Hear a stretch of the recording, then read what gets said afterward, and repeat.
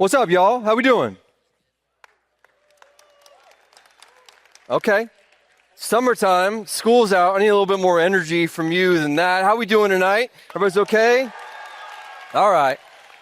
It's here. Summer's happening. Camp's happening. You got to be excited. Anybody going to San Diego this summer, like for family vacay, beach time? Of course, kind of a favorite for us. We love San Diego. I had a friend that went to San Diego a few years ago, and he was there for work. So he's in the downtown area, and he's by like all the buildings and busyness and all that stuff's going on. And a guy has a hat and like maybe like a stack of hats that he's selling, and he throws it to my friend. My friend looks at it real quick, asks how much the hat is, and says he doesn't want it, and tries to give it back to the guy. The guy won't take it back. Next thing he knows is he's surrounded by what he describes were the biggest dudes he's ever seen in his life. He says, there's these towering men that were surrounding him and the hat con man. Hat con man says, I need your money. Bunch of people around, everyone's walking by. He doesn't know what to do. He says, I don't have any money. He says, take your phone out. Middle of the day, takes his phone out. People are just walking by. And in increments of $50, he starts siphoning from his Apple Pay, and he takes about $350 from him. And it was that precise amount so that there was no fraud alert. By himself, alone, like no help around, and he sees all these people. What would you do? Let me ask you, what would you do if you saw something like this go on and you knew like there was something suspicious happening like around that crew? Maybe you overheard what was happening. What would you do? Would you do something? I have another friend that was in the gym, and he's near the squat rack area. He's getting ready to squat, like squat noises, and he's feeling okay. Somewhere in the middle of his workout, he's not feeling okay anymore, and gets a little lightheaded, feels something going on kind of in his chest, and he hits the ground. He blacks out for a quick second. He throws up, and then he's stuck, like on the ground, paralyzed, can't speak, can't move. He's there. People just walking by, gym bros, got their tank tops, jugs of water walking by. Nobody helps. 20 minutes, 30 minutes. An hour goes by and he is there and nobody says a word. Nobody does anything. Finally, an employee comes over and checks on him, calls 911, take him to the hospital. He ends up being okay. He has to go through open heart surgery to fix this problem. What would you have done? If you saw someone like laying on the ground, one, would you have noticed? Two, would you have done anything about it? Well, there were scores of people that walked right by this guy and said nothing, did nothing. I'd like to think I would have done something, but I don't know. How often am I just walking by a problem unaware of the problem? Well, there's this like really famous story, you've probably heard it before, about this guy that's traveling from Jerusalem down to Jericho. And it's about a 15-mile journey. And it's kind of a famous road, actually. Like if you were around in Jesus' day, because Jesus is telling the story, then you would have known exactly what this place looked like. It'd be a rocky road. It'd be something that you couldn't quite tell exactly where it was etched in, but everybody that lived at the time knew.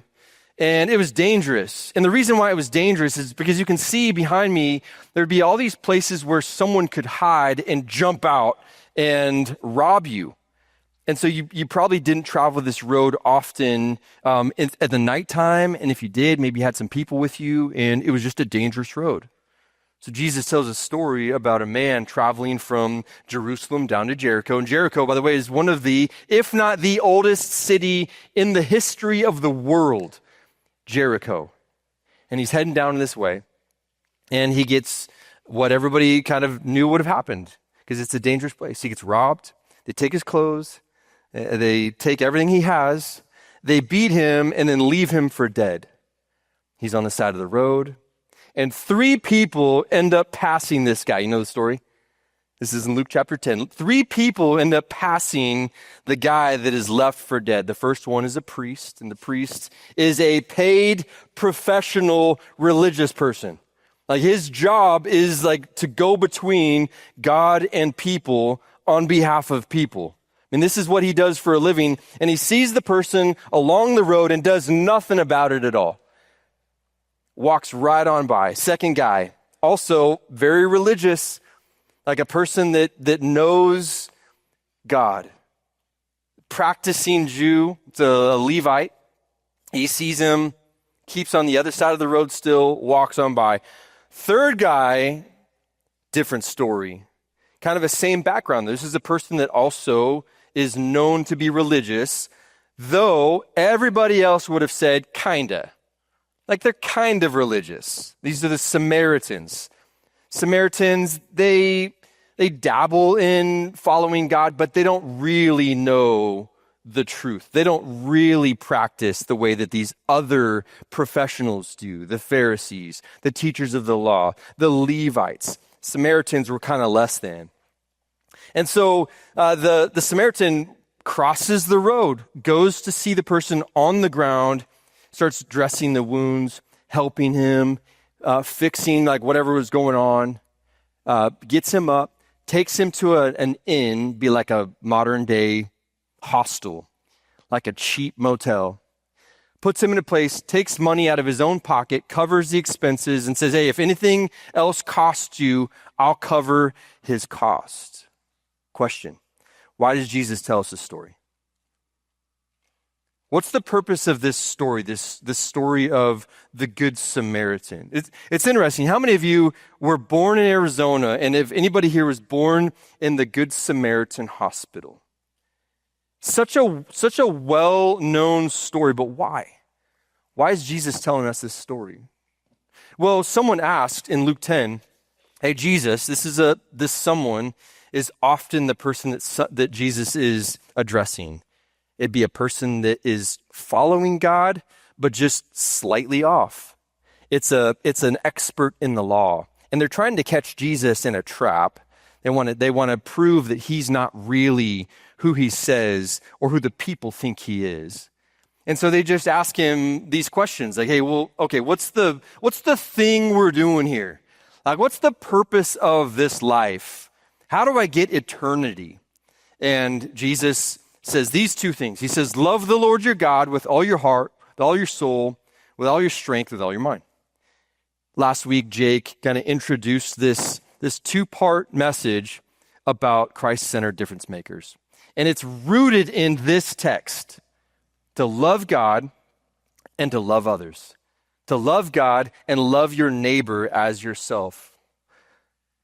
And if you've been loving God a little bit, you might know that's easier said than done, right? It is sometimes difficult to love God. Maybe even more so difficult to love your neighbor as yourself, the difference maker. So we're Christ-centered, difference maker, loving God and loving others. But Jesus is like explaining something here, and I want you to catch it. He's explaining to them, okay, what's going on here? The guy that is asking the question, trying to trip up Jesus, asks a question about it. He says, well, okay, who's my neighbor?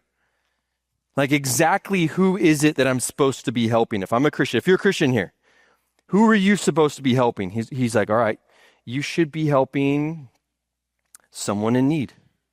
Jesus like kind of bakes the answer to that in the story, but it's actually not the point of the story.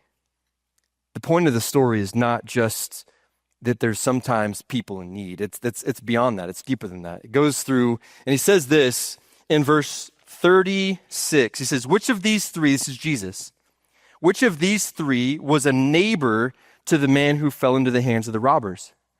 The expert in the law says, well, it's the one who had mercy on him. Obviously, number 3, the person that went and helped. Jesus said, yeah, go and do likewise. But he changed the question a bit. The question that the expert was asking from the very beginning is, okay, exactly who's my neighbor? And how far do I have to go to follow God and serve other people? Is it my literal next door neighbor, like the person that is to my right and my left, and that's it, and no further than that? Well, of course not. But he says, well, your neighbor is anybody that's in need. But what he says in verse 36 is, the point here is who is acting neighborly, right? So if we're God followers, if we believe in Jesus, here's what he's trying to get at is who are you being neighborly to? And what does it mean to be neighborly? See, they all saw the injured guy.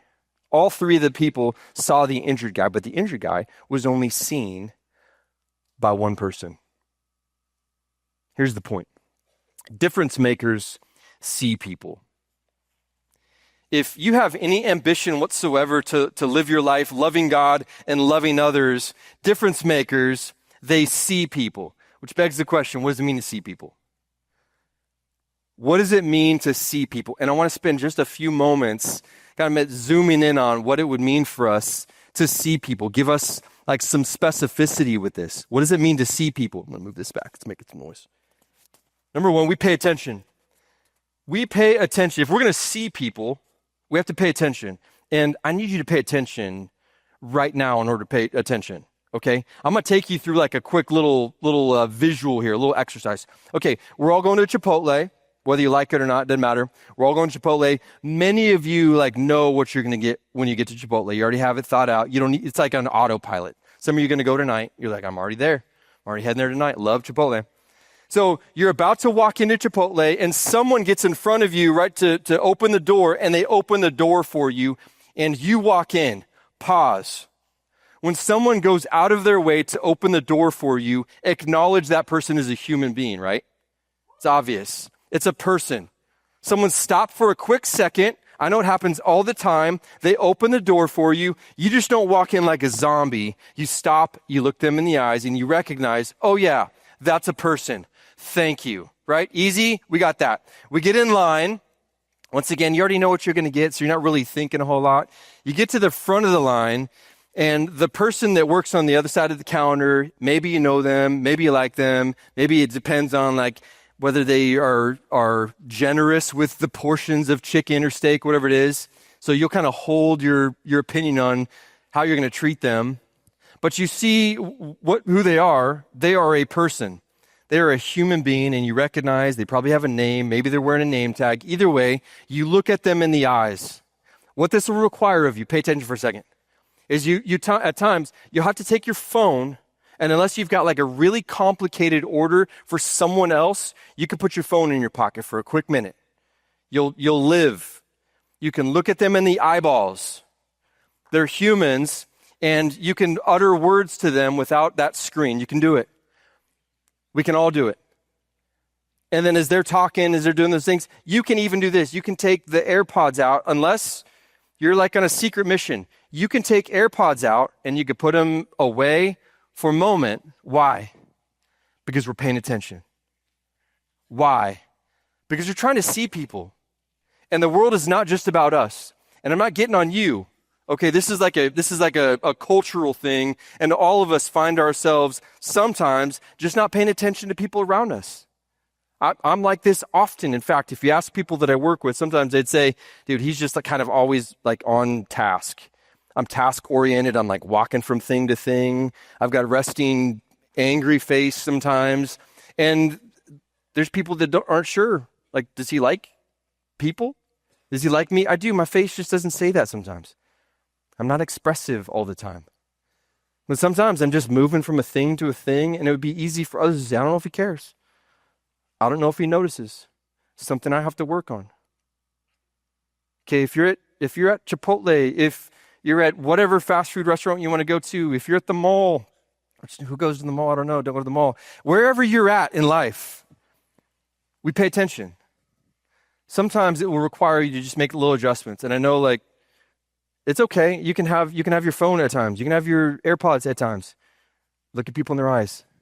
When there's a person there, it's people over phones. Why? Because we're paying attention. Why? Because we're trying to see people. Do you know how to see people? What do we do next? We meet needs.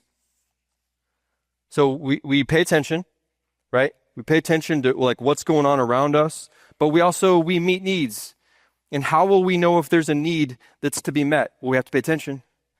But we're looking around. Sometimes, like when you're at church, when you're in this room, sometimes I know we just kind of get preoccupied with our own agenda, like what's in our mind and what's in our life and what we care about, that we forget sometimes there's people around you that are having a hard time and are struggling with life, and you don't know what was going on at home. And so what do? You just ask. You check in. How you doing? Not like, how you doing? Good. How are you? You check in. Like, how are you doing? And you'll know at times, not all the time, because sometimes we're really good at hiding when things are beneath the surface and they're not like out in the open. Sometimes you'll be able to tell there's something going on there. And you'll know that because you're paying attention and you're watching and you're paying attention to body language and you're seeing a person's off a little bit and you're going to do something about it and you're going to ask. What else are you going to do? You're going to listen. You're going to be a good listener. This is what difference makers do, y'all. We make a difference by paying attention because we see people, and by seeing people, we're going to listen, we're going to watch, we're going to look for opportunity. We're going to go out of our way at times, inviting people into our groups, inviting people into our worlds. Sometimes it's an easy, like there's a financial responsibility. I've got one of my best friends in the world is fantastic at this. He gives his money all the time. Like if there's a need, I guarantee he's going to meet it. He's just constantly looking like that. That's what difference makers do. We meet needs. Sometimes it's financially. Sometimes it's with our time. Sometimes it's with our words. I don't know. Sometimes it's easy to see like you've got a person that's on the ground and they need to be picked up. Well, we do that. We meet needs. And I'm not even like, I'm just encouraging us. I'm challenging us. I'm not like trying to get in your face. Because I'll tell you what, when my friends call me and they're like, hey, tell me about your church. What's going on with your church right now? There would be nothing that makes me more proud than the volume of high school students on our campuses that serve at our church, in our kids ministry, in our junior high ministry, and anywhere possible on our campus. It's actually the thing that I don't think our church would exist without our high school students. And so you guys are making a difference. You are seeing needs and you're meeting them and you're plugging in. You just got to keep doing that. And we got to do that in ways where we're serving, but we got to do that in other ways. I'm just going to leave you with this quick, easy statement. Difference makers see people. Difference makers see people. Y'all, do you see people? Do you see people? I just pray we become a student ministry. Pray we become a church that not only when we're here on the campuses, but when we're living our lives, that we live with eyes up, looking for others out there, because that's how we're going to make a difference in the world, is through other people and by what we're doing. Difference makers see people. Let me pray for us. Father, thank you for the example. Thank you for the story. Thank you that you fire us up and use us in ways that we can't even imagine. We're grateful that we get to call you King. Help us to keep our eyes up. Help us to see people. We love you. We're grateful for you. It's in your name we pray. Amen.